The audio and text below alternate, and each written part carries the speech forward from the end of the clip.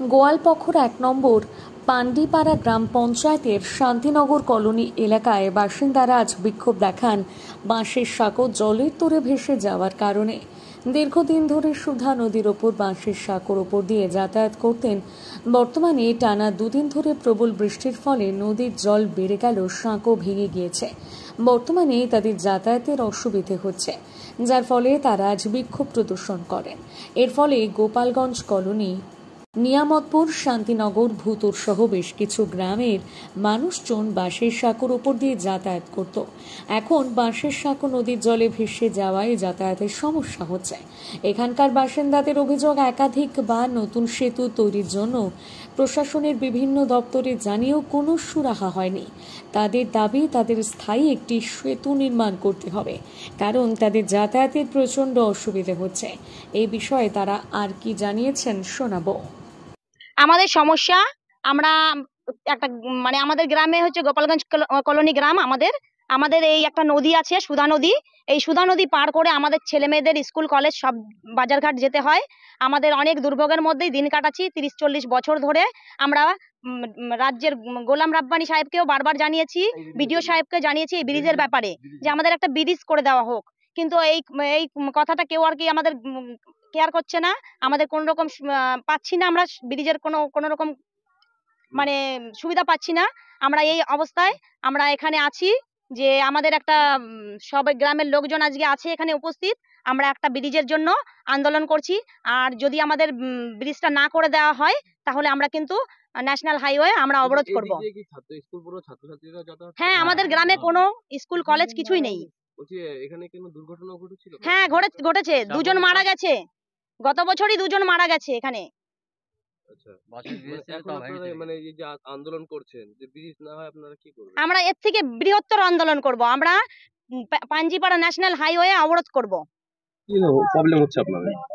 আমাদের এখানে গোপালগঞ্জ কলোনি ইলোয়াবাড়ির এই শান্তিনগর যাতায়াতে, এখানে স্কুল যাতায়াতের বাজারঘাট, ন্যাশনাল রোড শান্তিনগরে যেতে আমাদের বহুত প্রতি বছর এইভাবেই কষ্ট দুর্ভোগ করে আসছি, যাতে আমাদের এখানে এই ব্রিজটা খুব তাড়াতাড়ি হয়, যাতে আমাদের এখানকার লোকের এই দুর্ভোগ্য থেকে আমরা একটু উপকৃত পাই। আমাদের এই সমস্যা পশ্চিমবঙ্গ সরকারের মন্ত্রী শ্রী গোলাম রাব্বানি সাহেবকে জানিয়েছি। বিশেষ করে আমাদের এখানে যে ছোট ছোট বাচ্চারা স্কুলে যেতে পারে না, মা বোনেরা পার হতে পারছে না, রীতিমতো একটা বাজারঘাট করে আনতে পারছি না। আমাদের এই নিকটে শান্তিনগর এই ন্যাশনাল হাইওয়ে রাস্তা, এখানে যাওয়ার যে যত কিছু আমাদের খাবার দাবার সামগ্রী সবকিছু আনতে হচ্ছে। একটা বাসের কতদিন ধরে এই সমস্যা? আমাদের এখানে যতদিন ধরে বসতি করছি ততদিন ধরে সমস্যা, 40 বছর হয়ে গেছে। কত মানুষ যাতায়াত করে এখানে কমসে কম 5000-4000 লোক বসবাস করে। বলছি, এই যে আপনারা কি জানিয়েছিলেন এই বিষয়টা? এই বিষয়টা আমরা অনেক জায়গায় জানিয়েছি। একজন বলেন না, এই বিষয়টা আমাদের রাজ্য সরকারের যে মন্ত্রী গোলাম রাব্বানি সাহেব তিনি জানে, এবং গোয়ালপুকুর ওয়ান ডেভেলপমেন্ট ব্লকের বিডিও সাহেব 2 বার করে তদন্ত করে গিয়েছে। এ পর্যন্ত খালি আশ্বাস দিয়ে গিয়েছে যে তোমাদের ব্রিজ স্যাংশন হয়ে গেছে, এই হয়ে যাচ্ছে। যখনই ভোট আসে তখন খুব তাড়াতাড়ি হয়ে যায়, ভোটটা যখন চলে যায় আমাদের ব্রিজের সমস্যাটা কেউ তুলে ধরে না। এই পর্যন্ত আমরা এই দুর্ভোগের মধ্যে চলছি। আজকে আপনারা দেখুন, আমার নাম রঞ্জিত কুমার মন্ডল, গোপালগঞ্জ কলোনি। আমরা এই ব্রিজের জন্য আন্দোলন করছি। কি সমস্যা ব্রিজের? সমস্যা হচ্ছে কি, আমাদের এই যে ছেলে পেলে স্কুলে যেতে পারছে না, তারপরে আমরা সব যেতে পারছি না নদীর জন্য। সাগর ছিল একটা, সেটাও ভেঙে গেছে। তারপরে তারপরে 2টা লোক এখানে মারা গেছে 2 বছর আগে। তো এই জন্য আমরা ব্রিজের জন্য আন্দোলন করছি। গ্রামে যদি কোনো অসুবিধা হয় তো আমাদের যেতে হয় আপনার নদীর ওপারেতে রাখতে হয় গাড়ি রেখে, তারপরে আমাদের অ্যাম্বুলেন্স নিয়ে যেতে হয়। এরকম কতদিন ধরে সমস্যা? এরকম 40 বছর। এই যে এই এত 40 বছর ধরে আপনাদের সমস্যা কেউ জানান? হ্যাঁ, অনেক লোক জানানো হয়েছে, বিডিওকে জানানো হয়েছে, তারপরে আপনার মন্ত্রী সাহেবকে জানানো হয়েছে, তারপরে পঞ্চায়েতের প্রধান যেখানে যে লোক আছে আমরা সবাইকে, প্রশাসনকে জানাইছি। তারপরেও হচ্ছে না, খালি আশ্বাস দিচ্ছে মোটামুটি কাজ হচ্ছে না। আইসে বিডিও সাহেব ইনকোয়ারি করে গেছে, সবকিছু করে গেছে, মगर কোনো কাজ হচ্ছে না। এখন আপনারা কি করবেন? এখন আমরা বৃহত্তম আন্দোলন করার জন্য তৈরি করছি। আজকে তো আন্দোলন করলেন। হ্যাঁ, আজকে তো করছি, এরপর যদি না হয় তাহলে আমরা রোড অবরোধ করবো। হ্যাঁ, জাতীয় সড়ক। কি নাম আপনার? গজেন্দ্রনাথ হীরা। আমাদের আন্দোলন করার একটাই কারণ যে আমরা দীর্ঘদিন ধরে আন্দোলন করছি, অনেক জায়গায় জানিয়েছি, বিডিও সাহেবকে জানিয়েছি, রাজ্যের মন্ত্রী গোলাপ রাব্বানিকে জানিয়েছি, অ্যাপ্লিকেশন দিয়েছি, জনরা এসে দেখে গেছে, আমাদের বলেছে যে আমরা এই ব্রিজ করে দেবো, স্যাংশন হয়ে গেছে, কিন্তু আমাদের কোনো সুরাহা হয়নি আজ পর্যন্ত। আমাদের গ্রামে বহু বাচ্চা আছে যারা স্কুলে যায়, কলেজে যায়, এখান থেকে এই রাস্তা দিয়ে যায়। এতদিন ধরে একটা বাসের সামান্য সাঁকো ছিল, সেটাও ভেসে গেছে, এখন যেতে পারছে না।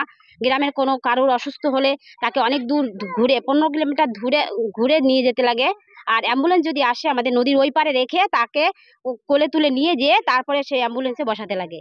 এই আমাদের বহু সমস্যায় 40 বছর ধরে আমরা এই সমস্যায় ভুগছি। অনেককে জানানো হয়েছে, কিন্তু কোনো সুরাহা হয়নি আজ পর্যন্ত। নদীর নাম কি? নদীর নাম সুধা নদী। মানে এই যে আপনারা জানিয়েছেন আজকে আপনারা আন্দোলন, হুম। পরবর্তীতে যদি ব্রিজটা না হয় কি করবেন? পরবর্তীতে আমরা জাতীয় সড়ক অবরোধ করব। এটা তো পাঞ্জিপাড়া গ্রাম পঞ্চায়েত। হ্যাঁ, হ্যাঁ। পঞ্চায়েতে কি জানানো হ্যাঁ, হয়েছে? পঞ্চায়েতে জানানো হয়েছে, পঞ্চায়েতের কপি আছে আমার কাছে, বিডিও সাহেবকে জানানো, সেটাও আমার কপি আছে আমার কাছে। আপনারা কি আবার জানাবেন? হ্যাঁ, আমরা আবার জানাবো। কি নাম আপনার?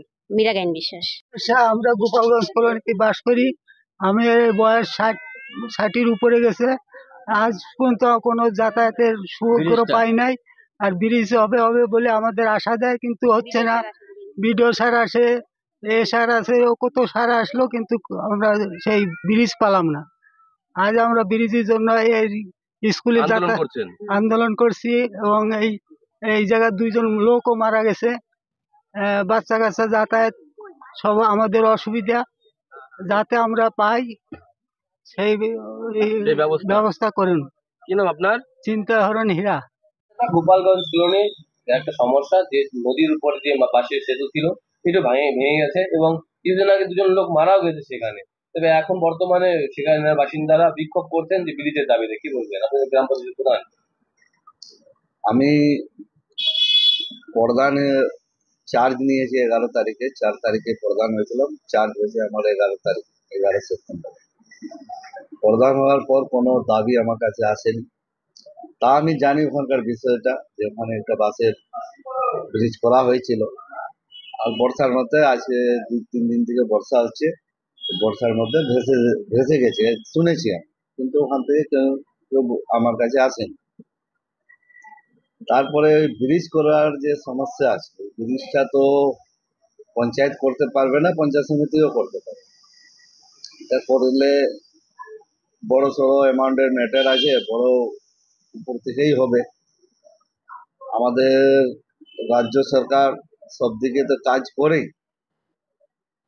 আমি আমার হিসাবে, আমার ব্যক্তি হিসাবে বলছি যে এখানে আমাদের সেন্ট্রালের কোনো কাজ পাঞ্জিপাড়াতে হয়নি, সেন্ট্রাল সরকার। আমি আমার হিসাবে বলতে চাই যে এখানে আমাদের রায়গঞ্জ কনস্টিটিউন্সিতে 5-7 বছর থেকে বিজেপি এমপি আছে। ওদের বিজেপি থেকে কোনো কাজ এখানে হয়নি পাঞ্জিপাড়া থেকে। আমি দাবি জানাচ্ছি সেন্ট্রাল সরকার থেকে কার্তিক পাল, যিনি আমাদের এখানকার এমপি আছে, উনার কাছে আমি দাবি জানাচ্ছি যে উনি এখানে এই ব্রিজটা করলে ভালো হয়।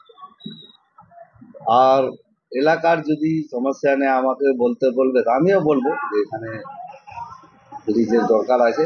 এই ব্রিজের সঙ্গে আমি আছি, যখন মেম্বার ছিলাম, মেম্বার হিসাবে আমি জানি ওখানে যে সমস্যাটা আছে, লোক যা আসি করে সমস্যার সঙ্গে আছি, আমি জনগণের সঙ্গে আছি, সব জায়গায় থাকবো। আপনি কি যে সাংসদ কার্তিক পাল রয়েছেন, তাকে কি জানাবেন বিষয়টা? হ্যাঁ, নিশ্চয়ই জানাবো। যে একটা কাজ পাঞ্জিপাড়াতে করে সেন্টার থেকে, পাঞ্জিপাড়াতে কোনো কাজ করেনি আজ পর্যন্ত। এর আগে দেবেশ্বরী চৌধুরী ছিল আমাদের এমপি, উনি কিন্তু পাঞ্জিপাড়াতে কোনো কাজ করেনি। আমি জানি কার্তিক পাল নতুন হয়েছে, এবার ও করে পাঞ্জিপাড়ার এই ব্রিজটা বড় সমস্যা আছে, প্রায় 3-4 কোটি টাকার বাজেট আছে ওখানে, করলে খুব ভালো হয়।